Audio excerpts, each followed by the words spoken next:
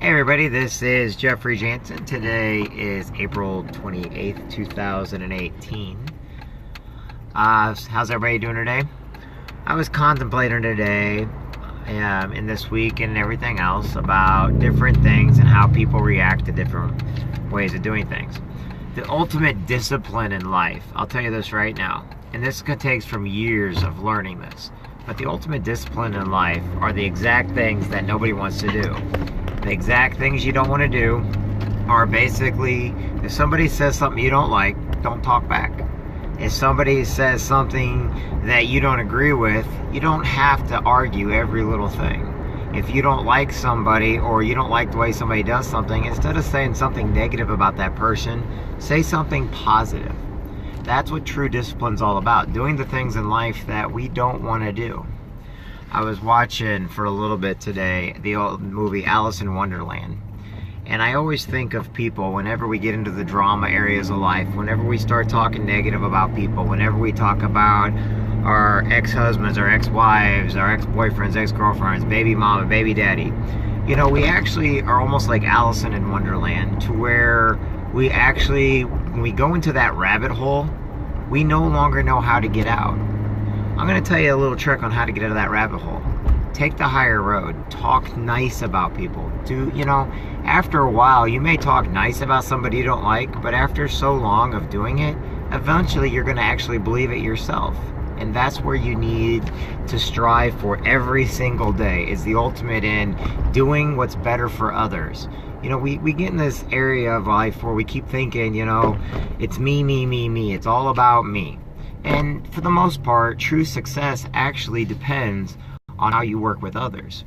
True leadership is how you're able to go in first. It's funny because I watch all these supposed leaders or these managers or these owners, and they fail all the time, but then I watch how they do things.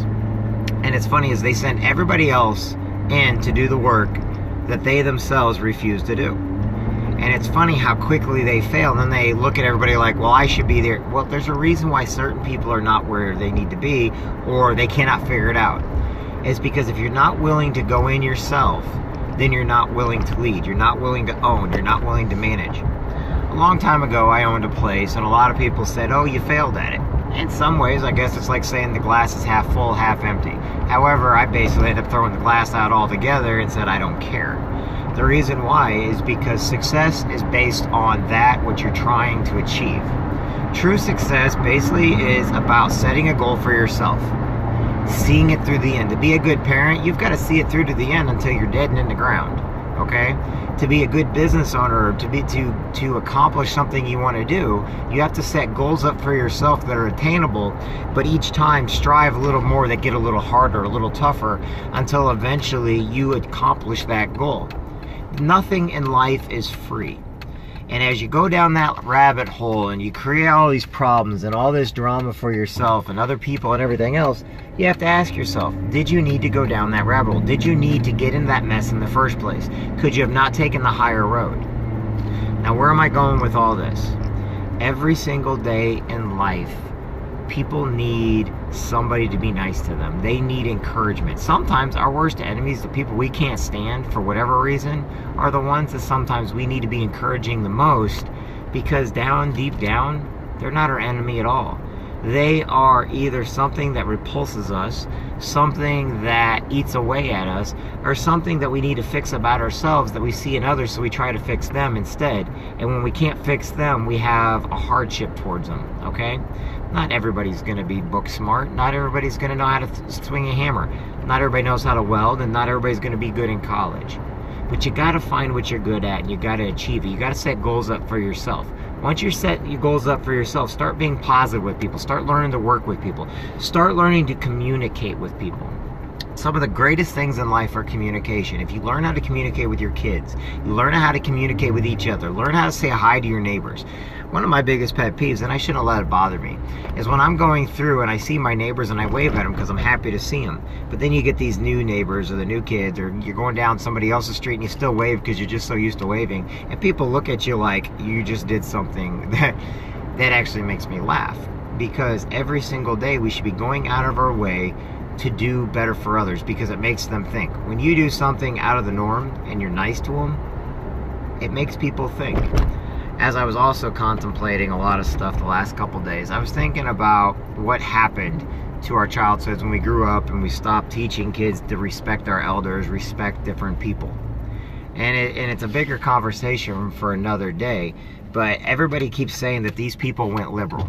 I don't think they went liberal. What I think is what happened was our society became a price-cutting society. You know, jobs started getting cut, so we had to start cutting programs, you know. People that normally do the art, the sciences, and everything else, what do? We start cutting their programs. We start getting rid of the things that people strive to accomplish, because we are a very competitive society. We're a society to where people, you know, they want to achieve more and be more. But when you start taking away that achievement and give awards to everybody, people actually start getting upset at each other. And it's funny because it's having the exact opposite of what we thought. When we teach our kids that, oh, everybody gets a medal, no. What it is if you don't work hard in life, you don't get anything in life. And so when they get older and everything else, and then all of a sudden they just expect after they get out of college they're going to get a job, and they don't get that job because they don't have work experience, what happens?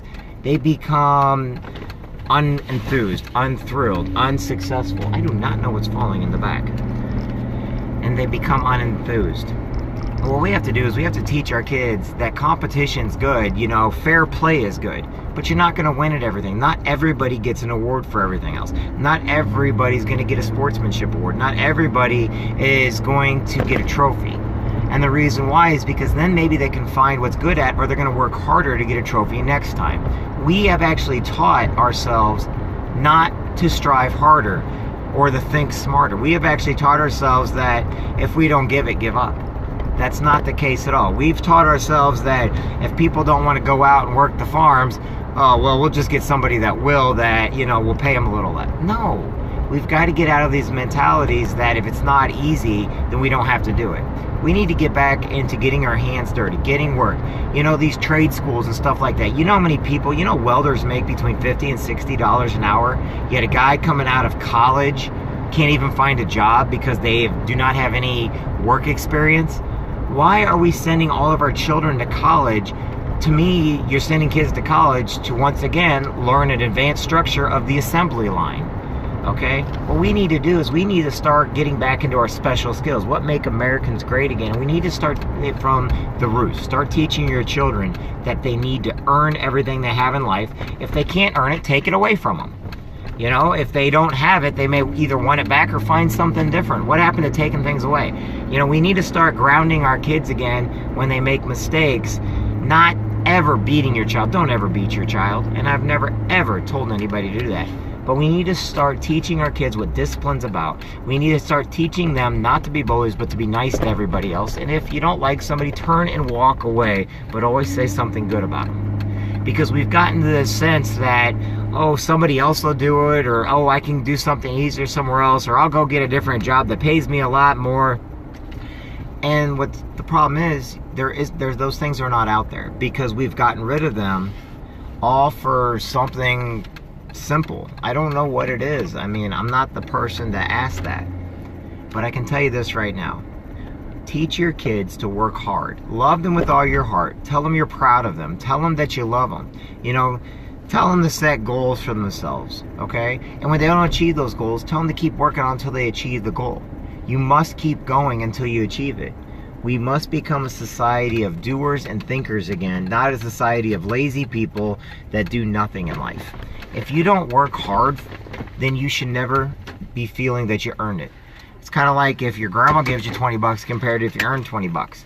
If they give you 20 bucks, what happens? You go and spend it, but the 20 bucks you earned, you all of a sudden start using your head. When you earn something, you start thinking about it. You need to think that way as a single mom, a single dad, or a husband and wife and everything else. We can't just give stuff to our children. You want to know something great? Right now, they may go towards the other parent that gives them everything, blah, blah, blah. But in the end, you know who they're going to respect the most and who they're going to, they're going to love you both the same. But you know who they're going to actually dwindle to? The person that teaches them what hard work is all about. The person that teaches them how to accomplish things and actually achieve what they want to achieve. Now, every day I get on these things, I always have something different to understand, and people don't always understand. My thing is this: you need to love everybody. You need to be happy. You need to basically tell your enemies something good about each and every one of them. But in the end, you also have to understand that hard work pays off every single day. Okay? And there's nothing in life that is for free. If somebody promises you medicines that are cures for everything, or vitamins that'll cure everything, or businesses that, oh, it's so easy to make money, they're lying to you. Anything in life worth getting, whether it comes with money, success, leadership, takes hard work and takes a dedication that you have to put yourself through. The other day, and then I'm going to keep this short and then I'm done. The other day I put a thing on my webpage that actually said, basically, you know, if you don't earn it, you don't get it.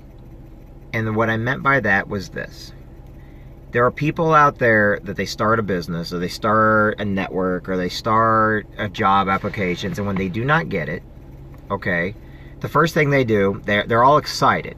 Then after the first day, the first week, all of a sudden they start having an excuse, right? When they get back from, oh, I got this, but the very first thing, they have an excuse. Oh, I'm never going to have an excuse. I'm going to do this all the time. 98% of the people that do almost anything, whether it's jobs or leadership or anything else, they have excuses coming out of the reason why they wanted to do it. Well, the thing about it is, all these people, then they turn around, they blame everybody but themselves.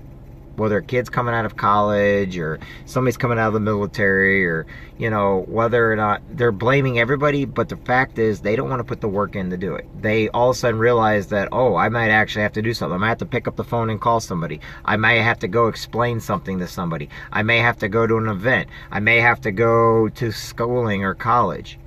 And then all of a sudden it becomes the person that brought them in. The person that would refuse to give up on them is the person they start to blame. And you look at them like, wait a minute, wasn't that person helping you? Weren't you just bragging about how great that person is?